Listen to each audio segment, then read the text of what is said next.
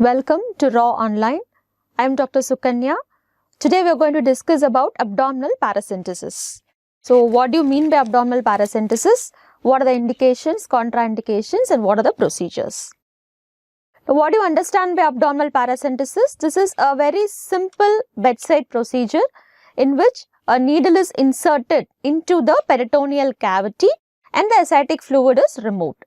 So this can be done either for diagnostic purposes, where you have to diagnose the etiology of ascites, or when you have to diagnose or when you suspect spontaneous bacterial peritonitis or secondary bacterial peritonitis. So it can be done either for diagnostic purpose or can be done for therapeutic purpose. So diagnostic paracentesis refers to removal of a small quantity of fluid for various laboratory testing. And what do you understand by therapeutic paracentesis? Here 5 or more liters of fluid is being removed. This is done to relieve the intra-abdominal pressure, say in patients with tense ascites, to relieve the intra-abdominal pressure and to relieve the associated breathlessness, abdominal pain, satiety, etc. So this is about paracentesis. Now what are the indications for paracentesis?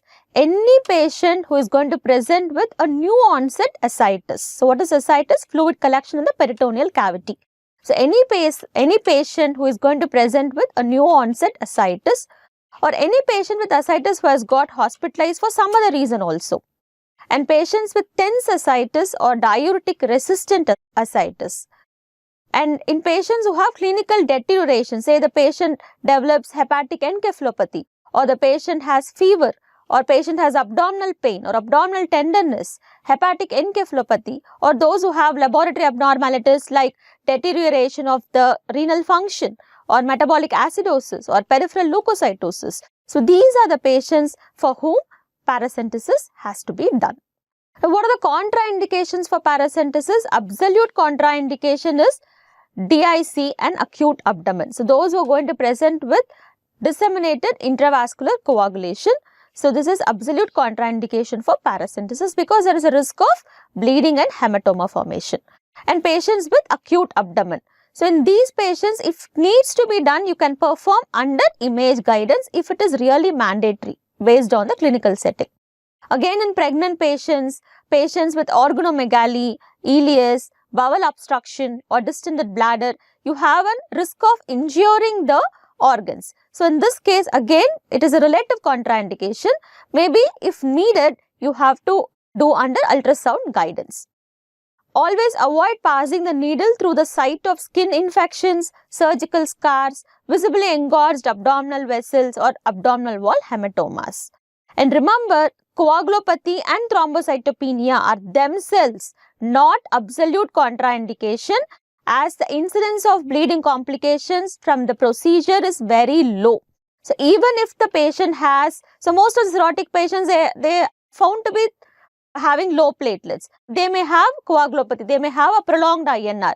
That doesn't mean that you have to not do paracentesis. Still paracentesis can be done, and there is no need for any transfusion of fresh frozen plasma or no need for any transfusion of platelets either.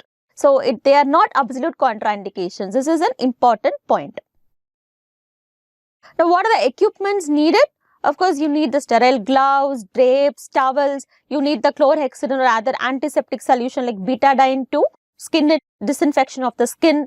You need anesthetic agent, local anesthetic, 1% lidocaine is needed, and you need 22 gauge needle for diagnostic paracentesis. And if you are planning for therapeutic paracentesis, you need a large bore needle or 15 or 16 gauge needle is required.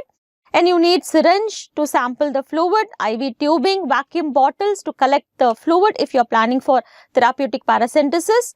You need gauze pads, bandages, and you need all the sample collection tubes, blood culture bottles, etc. Now coming to the preferred site of paracentesis. So where do I have to insert the needle to tap the fluid? So the preferred site of paracentesis is left lower quadrant, as in the figure shows.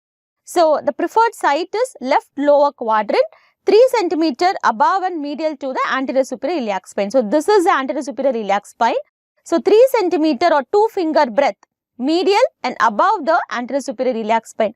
This will be the preferred site for paracentesis.